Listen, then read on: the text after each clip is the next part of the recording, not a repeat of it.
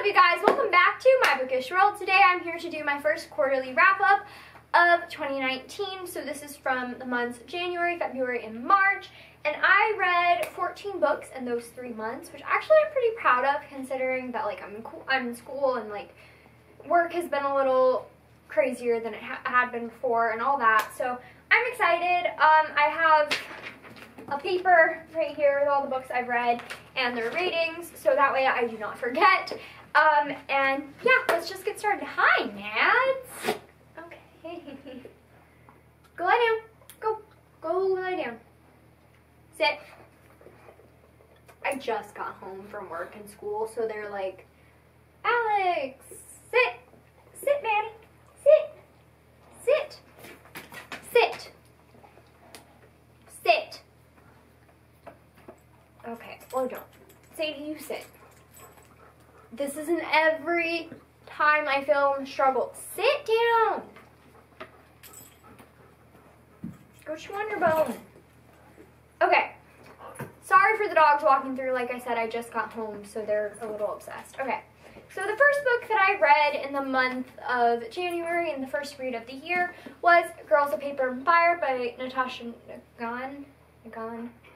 This was released last year in 2018, and everybody was raving about it, so I decided to pick it up, and I ended up giving it a 4 stars. I still really enjoyed it, and I'm really excited to see where this series is going to take us, because it was a really wonderful fantasy story. I like the concept, I like the female-female romance that occurs in this, and I'm just very excited to see like what happens next and what,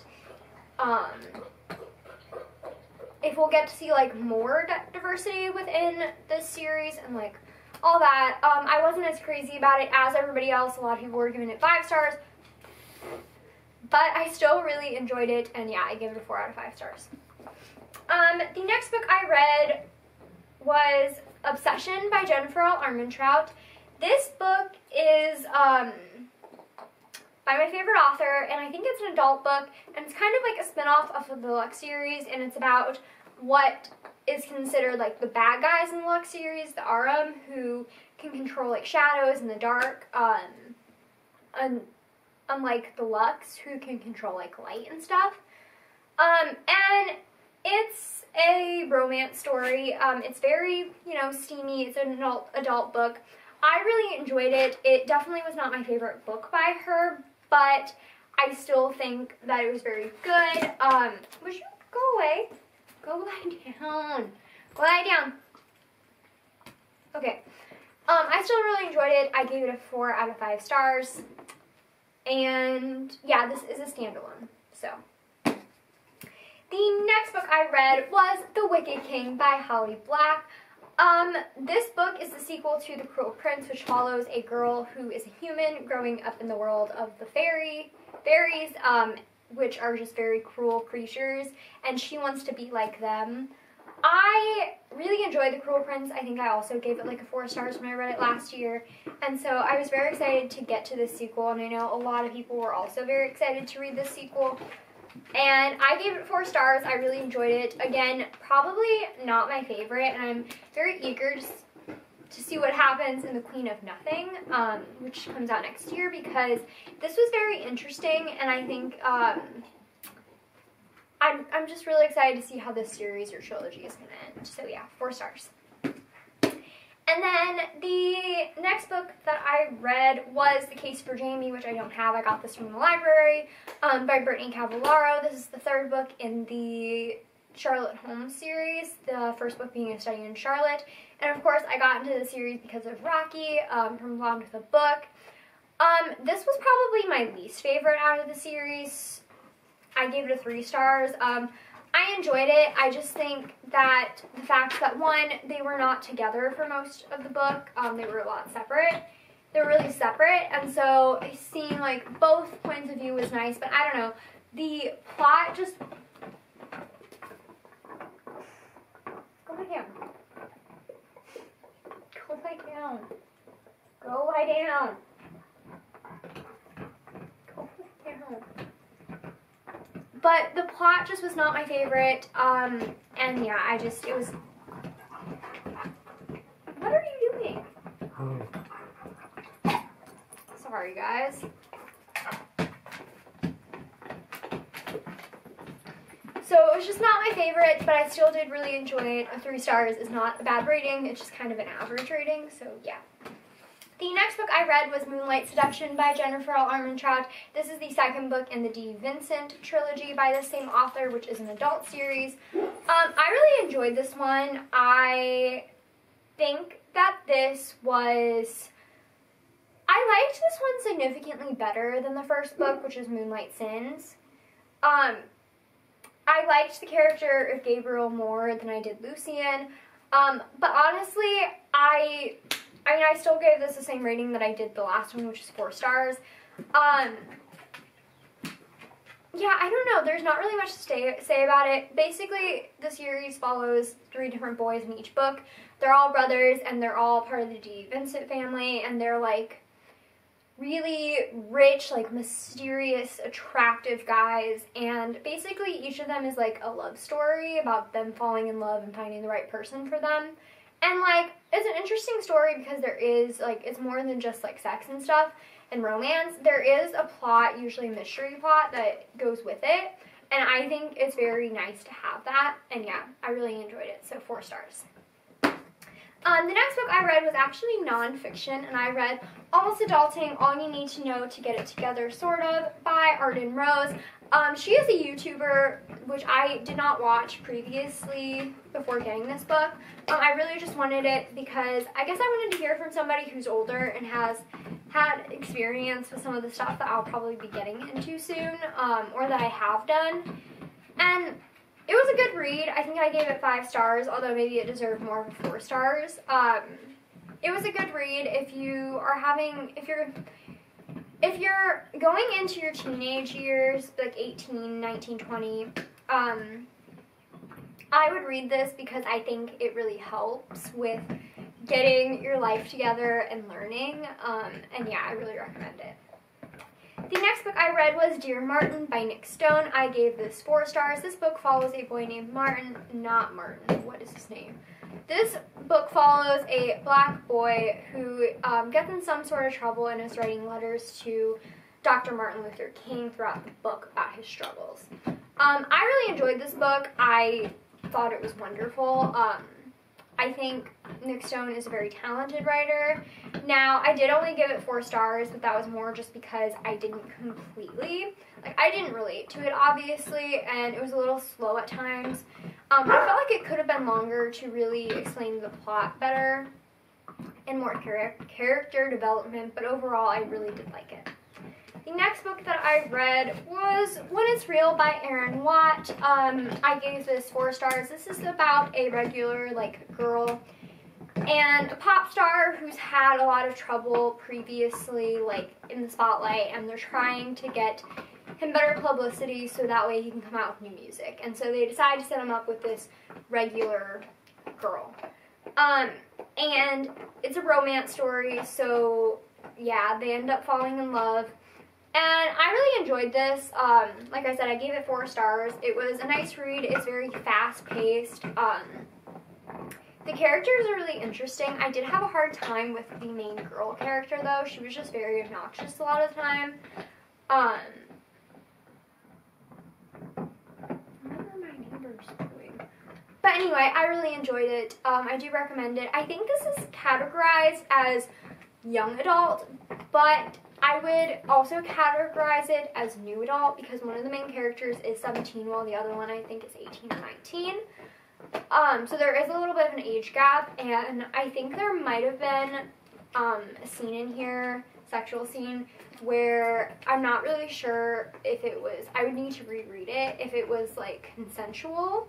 I mean, it was consensual, but I mean, if it was legal, I guess is the word that I'm looking for.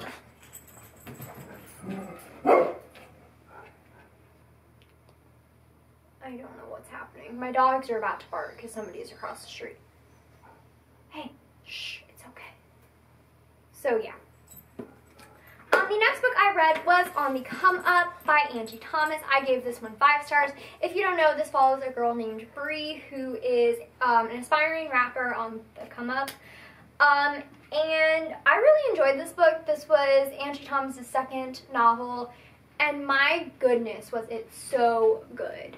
Like, I absolutely adored this. I'm so excited to watch the movie. And also, it doesn't just deal with, like, that. It deals with a lot of family issues and friend issues, and there's a little bit of romance, and I love this book. Please read it. It's so good. So, yeah. And then I read The Darkest Star by Jennifer L. Armentrout. I gave this one 4 stars. This is a spin-off off of the Lux series, which actually follows a character named Luke who exists within the Lux series. Why are you looking at me? Stop it. And we get to see kind of his story and his love story. This takes place like maybe, I don't know, like 5 years after the Lux series ends. So I really enjoyed it. I really recommend it. Especially if you love that series. I think it's much better. And if we get to see a lot of the old characters while we also get to see a lot of the same characters. New characters. That's what I meant. And then I read The Burning Maze by Rick Riordan. This is the 3rd book in the Trials of Apollo series. I really enjoyed this. I gave it 4 stars. If you don't know, this series follows Apollo when he is sent by Zeus to be immortal because he has made some mistake and Zeus wants to punish him, and he has to go on quests before he can regain his immortality. This was definitely not my favorite book by Rick Riordan. I think it was really used as more of a filler book, but I still did really enjoy it. And I would recommend it if you do like Rick Riordan. So yeah. The next book I read was A Question of Homes, which I also gave 4 stars. I had a lot of 4-star books this past few months, so I'm excited to get to, hopefully, to maybe 5-star books. Go lie down!